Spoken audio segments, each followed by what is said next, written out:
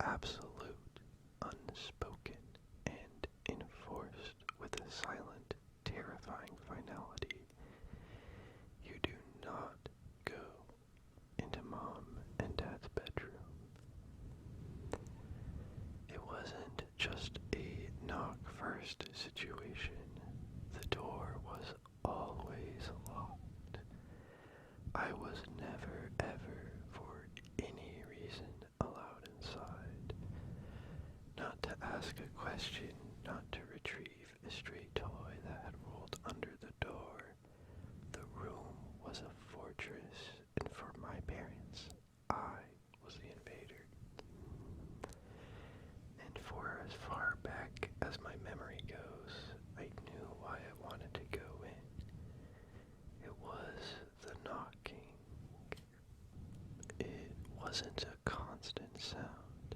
It was subtle, a soft, rhythmic thump, thump, thump that you could only hear if you were standing in the hallway right outside their door. It came from inside, from the far wall of their own room, the one that backed up against the old linen closet.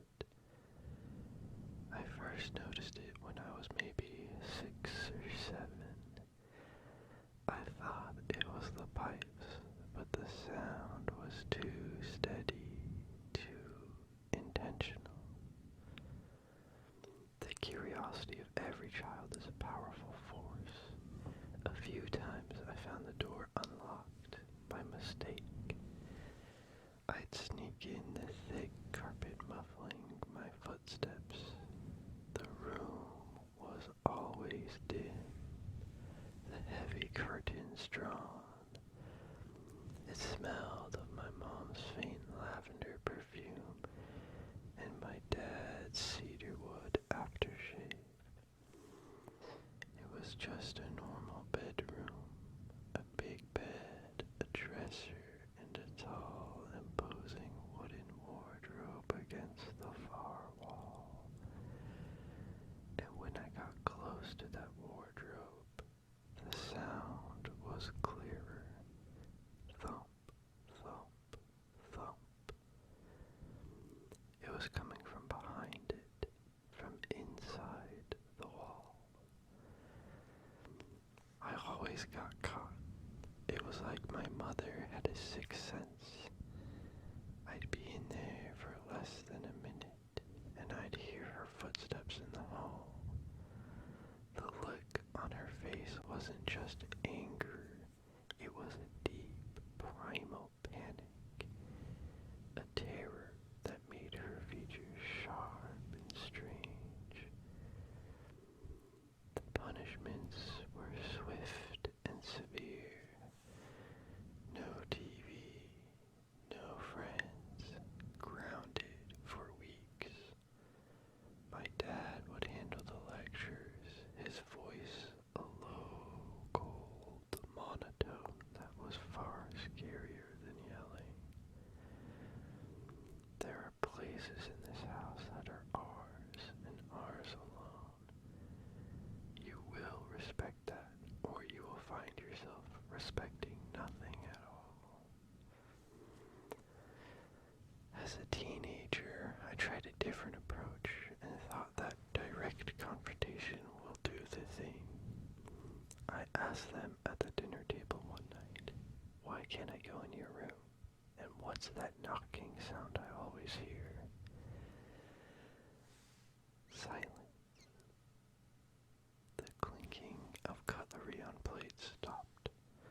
My dad slowly put his fork down and leveled a gaze at me that was as hard as a cold, and cold as granite. My mom just stared at her plate, her knuckles white where she gripped her knife. "There is no knocking sound," my dad said, his voice dangerously quiet. "And you will drop this. This is the last time we will ever speak of it. If you mention it again, or if I find out you have tried to enter our room again,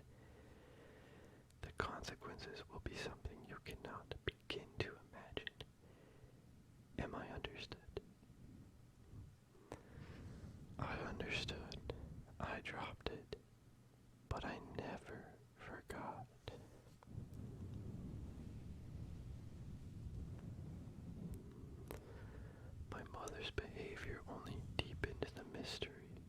She was a good mom, loving in her own distant way. She went to work, she cooked, she cleaned, but any free time she had, she spent in that room.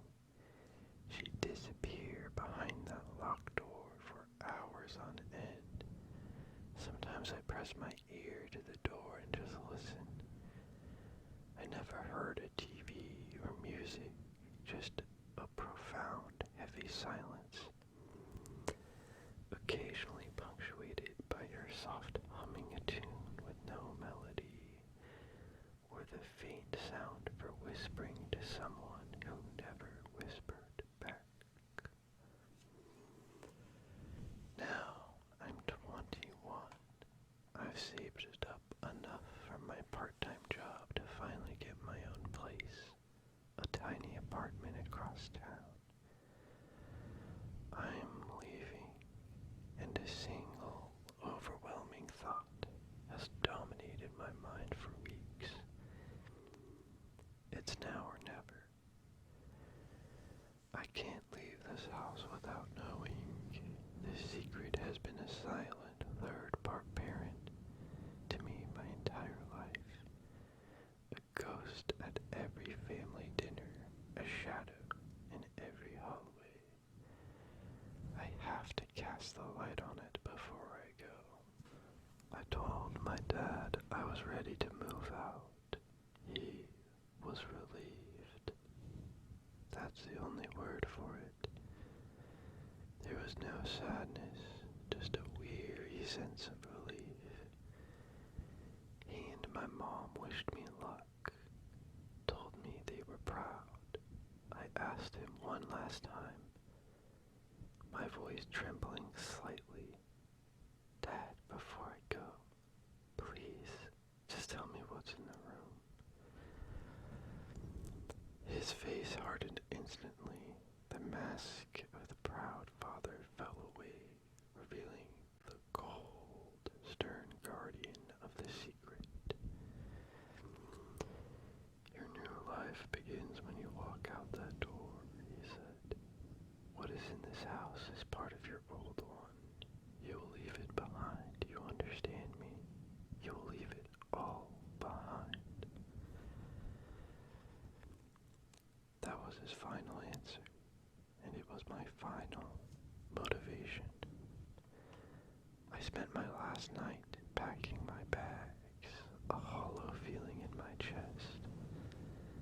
The next morning I watched from my bedroom window as their cars pulled out of the driveway, one after the other on their way to work.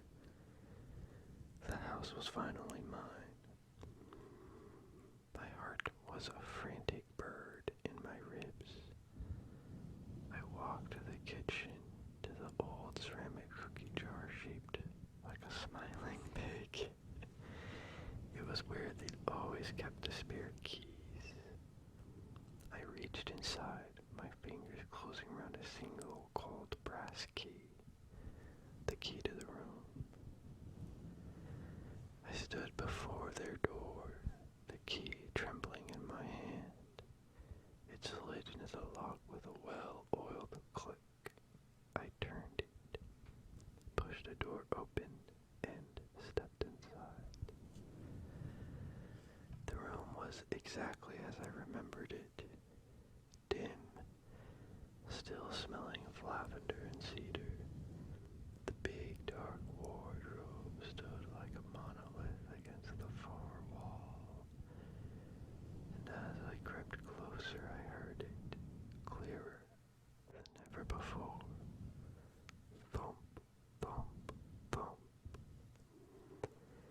It was a slow, weak, but steady rhythm, a sound of flesh on wood. I knelt down, pressing my ear against the cold plaster of the wall right beside the wardrobe. The sound was right there on the other side. My own breathing was loud in my ears. I don't know why I did it. Maybe I just needed to prove to myself that I wasn't insane.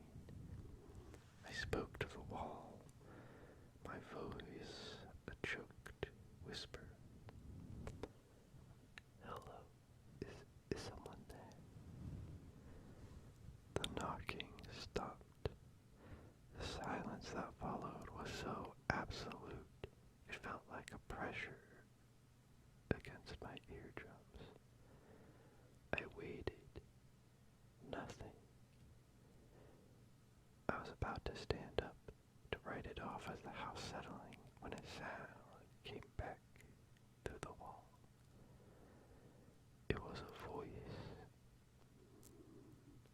a faint, dry, rasping sound, a feminine voice stretched and thin, like a recording played on dying batteries. It spoke in broken, staggered syllables. Kill me. I jerked back as if I'd been burned. I scrambled away from the wall, my mind refusing to process the words. Kill me. I must have misheard. It had to be something else. But the voice came again, a little stronger this time, a desperate, scratching plea. Kill me, please. This was real. There was someone in the wall, a prisoner. My mind went to a dark place, thinking my parents were monsters, that they had someone locked away. I looked at the wardrobe. It wasn't just against the wall. It was clearly, deliberately blocking something. My system was flooded with adrenaline. I grabbed the sides of the heavy wardrobe and pulled. It was old, solid wood, and it barely budged. I grunted, dug my heels in, and pulled with every ounce of strength I had, my muscles screaming in protest. It moved, scraping and groaning across the floor, inch by agonizing inch. Behind it, where there should have been a plain wall, there was a door. It was a small, simple wooden door, painted the same color as the walls, designed to be invisible. It had a simple brass knob, but no keyhole. It wasn't locked. I could enter.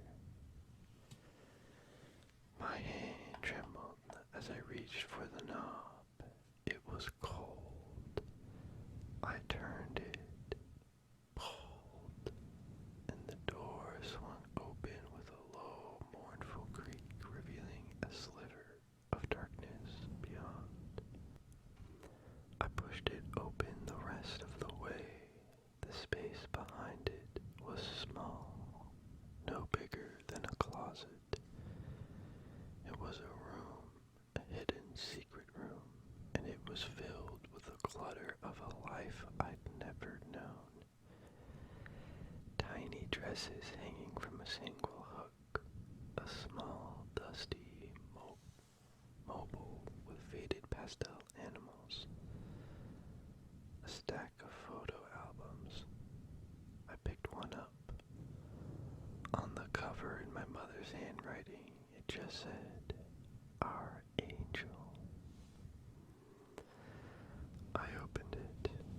The photos were of my parents, younger, happier, their faces bright with joy I had never seen in them, and in their arms they were holding a baby with a wisp of dark hair and my father's eyes. In the center of the small, cramped room was a makeshift altar, a small wooden table covered in a white lace cloth, now yellowed with age. It was surrounded by dozens of candles, some new, some burned down to melted stubs of wax. And on the altar, lying on a small silk pillow, I saw it. It was the baby from the photos, but it wasn't a baby anymore. It was a thing. Its body was small, shrunken, and desiccated, mummified. Its skin was a pale, translucent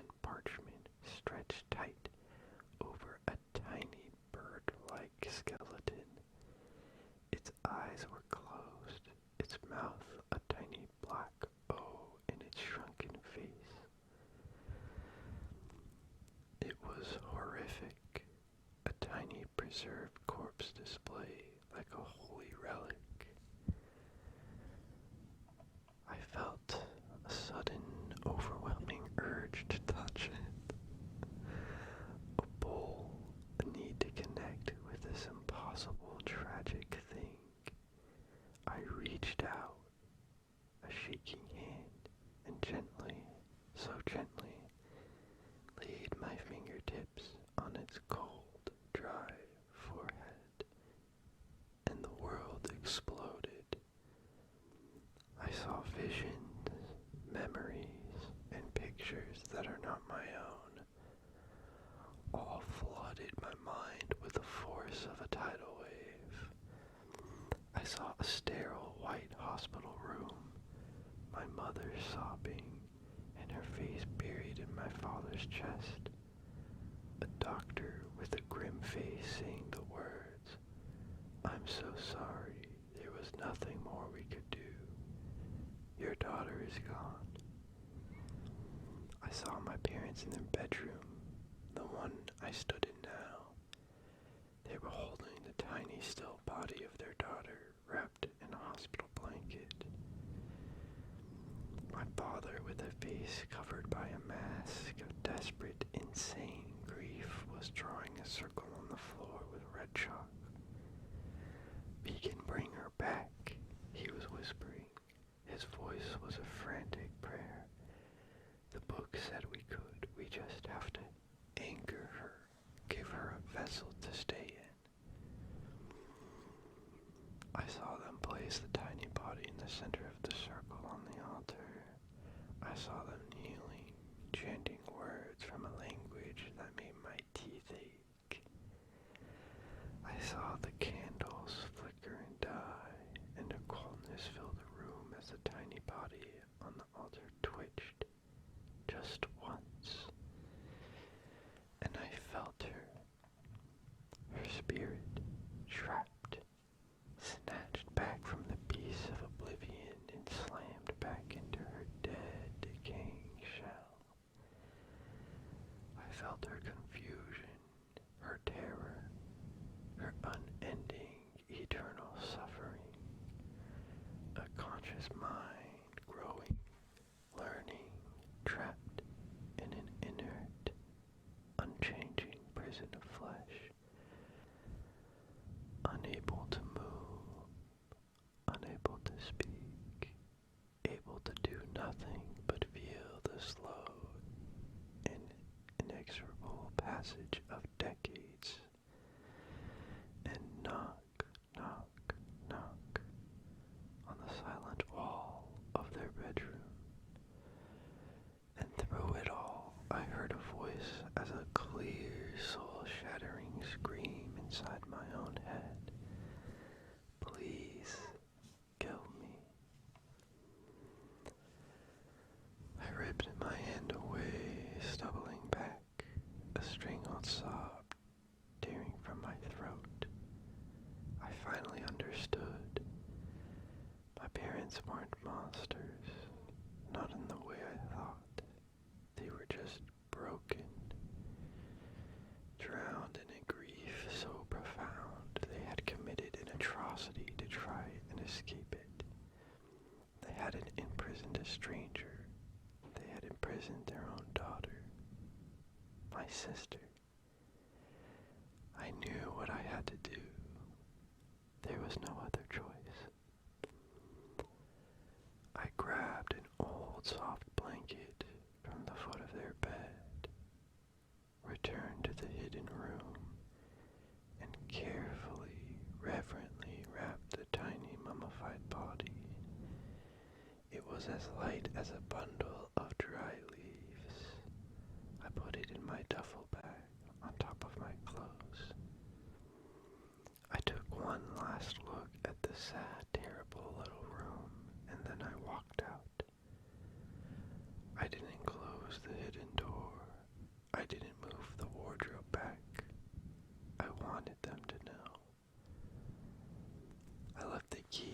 kitchen table, walked out the front door, and never looked back. The drive was a blur. The visions didn't stop. I felt her gratitude, a wave of pure beautiful relief, but it was tangled with the agony of her long imprisonment. I felt her pain, her loneliness, her terror, and I felt my parents' grief, a crushing, unending weight. I drove for hours, until the city was a distant memory, until I was on a lonely road surrounded by nothing but fields and rust. I found what I was looking for, a desolate, abandoned scrapyard. There, among the mountains of rusted metal and broken dreams, I built a small pyre. I wrapped my sister's body one last time, whispered an apology for my parents, for my own ignorance, for her entire stolen life. I laid her on the pyre, doused it in lighter fluid, and with a flick of a match, I set her free. I watched as the flames consumed her, and as her tiny earthly prison turned to ash, I cried. I cried for the sister I never knew. I cried for the parents I could never go back to. I cried because I had done the most merciful thing I could imagine, and it was the most monstrous. They'll come home. They'll see the open door. They'll know what I've done. They will hate me.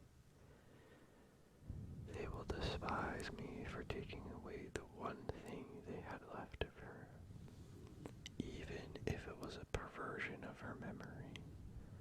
I freed my sister, but I destroyed my family, and I don't know how I'm supposed to live with that. The end.